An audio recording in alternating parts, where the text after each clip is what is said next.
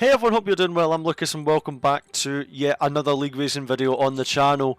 Yeah, bit long overdue, but we are here finally with another PSGL video from, well, ages ago now. We're here for round 3 at Austria.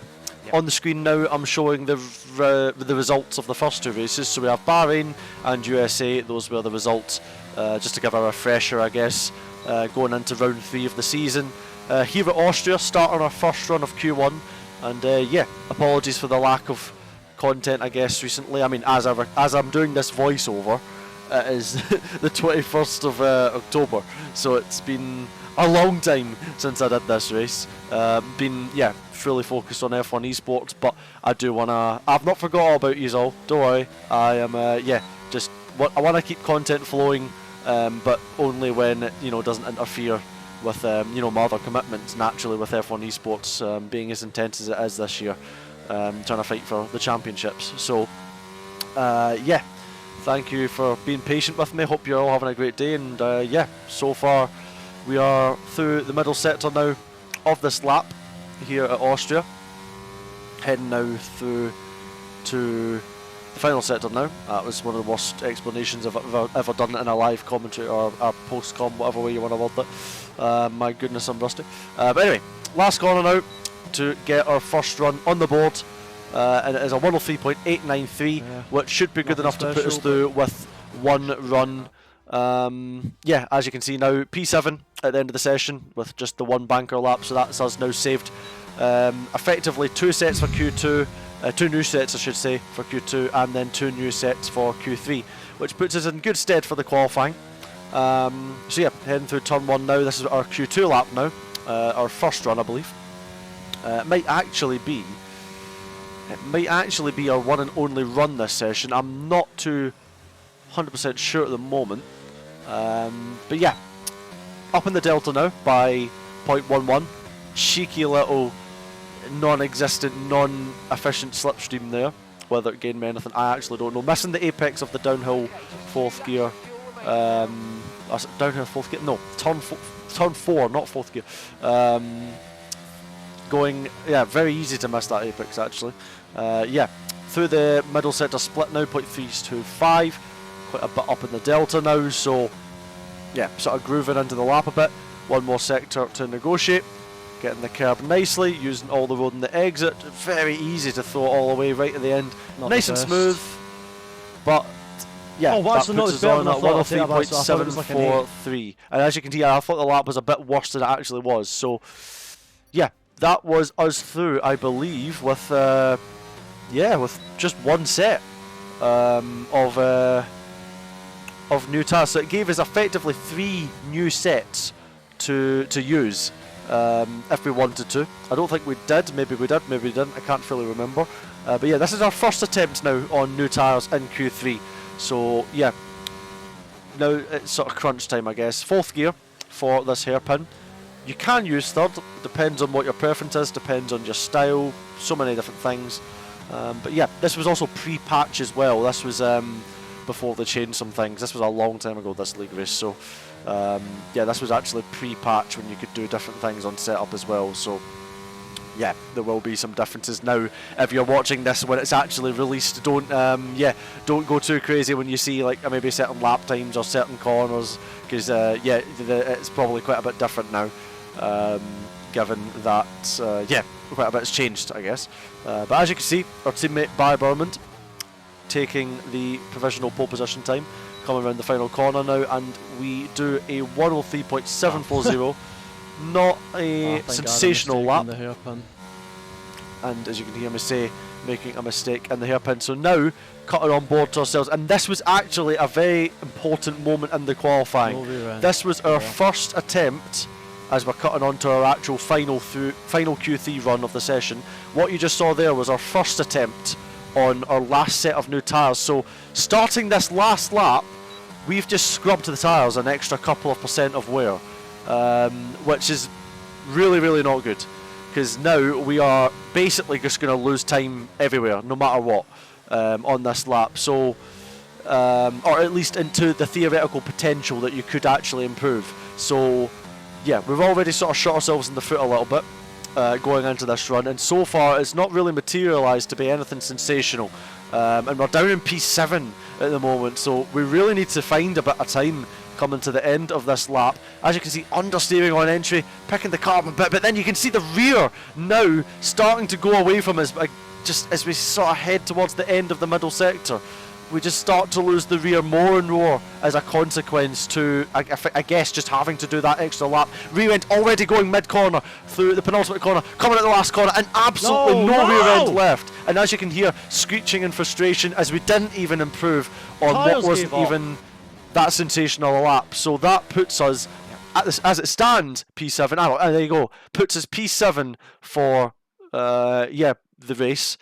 With a very underwhelming final attempt in Q3, which was extremely frustrating because it sort of all fell apart at the end. But you know, as much as it was frustrating in the moment, you know, the race is long, plenty of opportunities, and all to play for. So the focus quite quickly switched to making sure we got, you know, a good start, good first couple of corners, and then we would see how we go from there. So 5 red lights appearing on your screen now, and the lights are out. We get a decent initial launch, trying to get alongside Alvaro Carreton and the Williams, switching to the inside, diving up the inside. Can we get the move done going through turn 1? Yes, we can. Pinching Alvaro to the outside, where it's quite hard to get traction on the curb, and now straight into the slipstream of Josh Odowu as we head to the hairpin for the first of 36 times in this race. Josh defends the inside, we opt for the outside line, diving in deep on the brakes to try and carry extra momentum,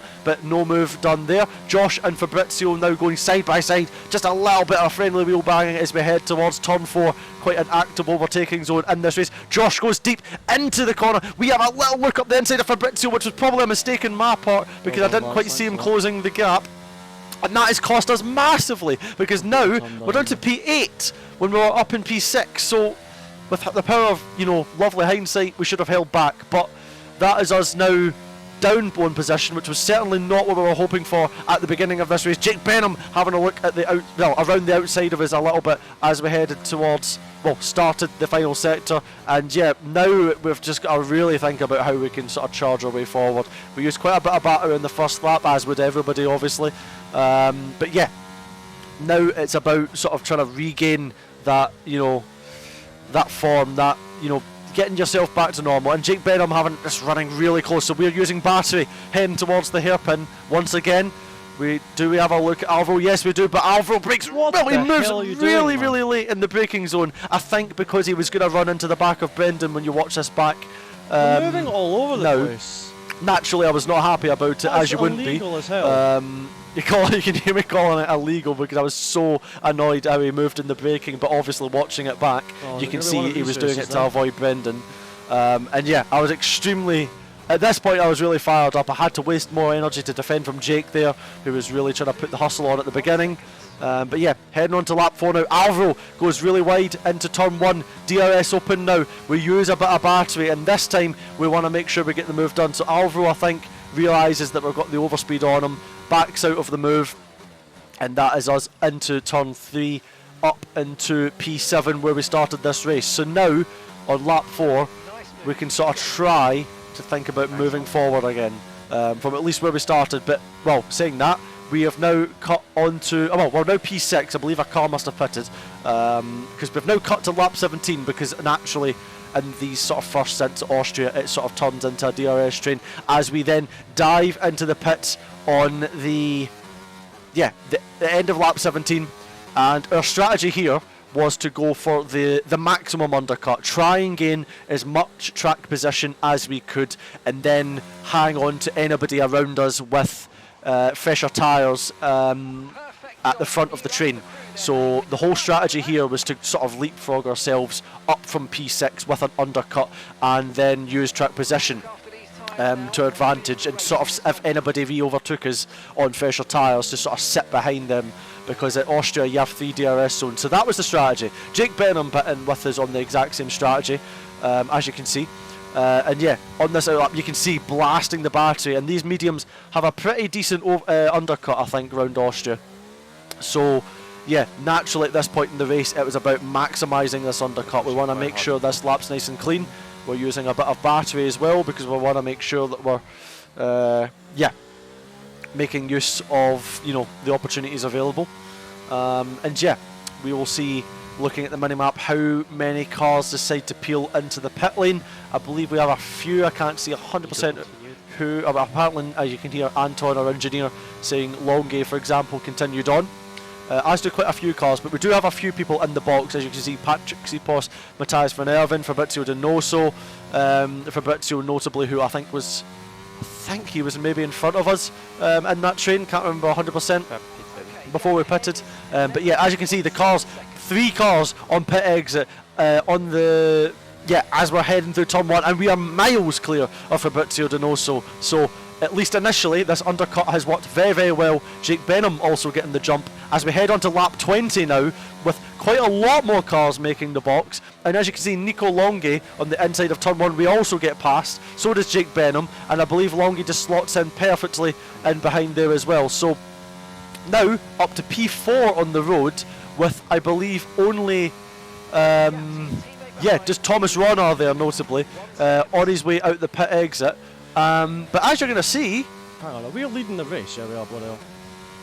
as you can see, I couldn't quite believe it, but we actually leapfrogged with the undercut into the lead of the race on lap 21. So the undercut worked a dream.